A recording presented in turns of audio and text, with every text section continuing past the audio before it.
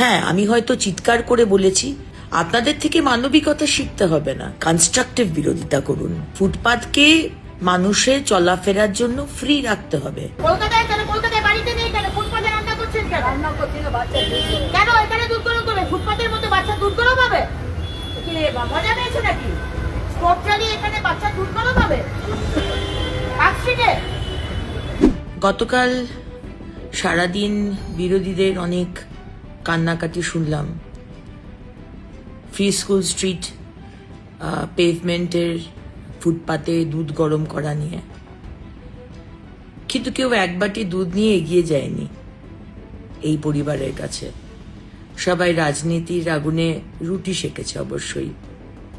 অবশ্যই এক্সপেক্ট করব কি করে, যারা 28 বছর কংগ্রেস, 34 বছর সিপিএম আর 15 বছর তৃণমূল কংগ্রেস, যারা মানুষের শুধু অ্যাডভান্টেজ নিয়েছে, মানুষকে ঠকিয়েছে, যারা অপারেশন সানশাইন করেছে, আর 15 বছর তৃণমূল তো মানবিকতা কাকে বলে সেটা তো তারা বাংলার মানুষকে ভালোই দেখিয়েছে, আমাকে আলাদা করে বলার কিছু নেই।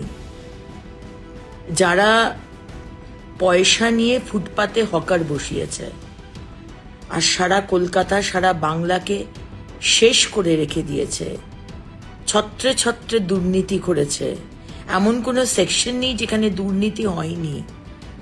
আজকে তাদের কাছ থেকে অন্তত আমাদের মানবিকতা কাকে বলে শিখতে হবে না।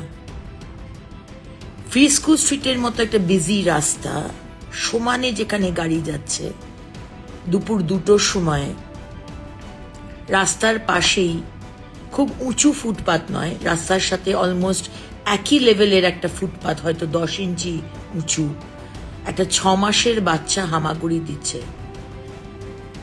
তার আশেপাশে খুব একটা অভিভাবক কেউ ছিল না, বাচ্চা একাই হামাগুড়ি দিচ্ছে, দূরে দূরে তার মা ঠাকুমা। আর যদি অ্যাক্সিডেন্ট হয়, কে দায় নেবে? মাননীয় মুখ্যমন্ত্রী না আপনারা? সরকার না আপনারা? আজকে মানবিকতার কথা বলা হয়েছে, আমরা মানবিক, আপনাদের থেকে মানবিকতা শিখতে হবে না। এই পরিবারকে আগেও বলা হয়েছে, আপনারা নিজের বাড়িতে চলে যান, হোমে থাকুন। এই ক্যামেরাতেই তো মহিলা বলছেন আমাকে আমি ধাপাতে থাকি। আচ্ছা বলুন, ধাপাতে যদি থাকেন তাহলে পার্ক স্ট্রিট, ফ্রি স্কুল স্ট্রিটের ফুটপাতে এসে দুধ জাল দিচ্ছেন কেন? বারবার বলার পরে ফুটপাতকে মানুষের চলাফেরার জন্য ফ্রি রাখতে হবে।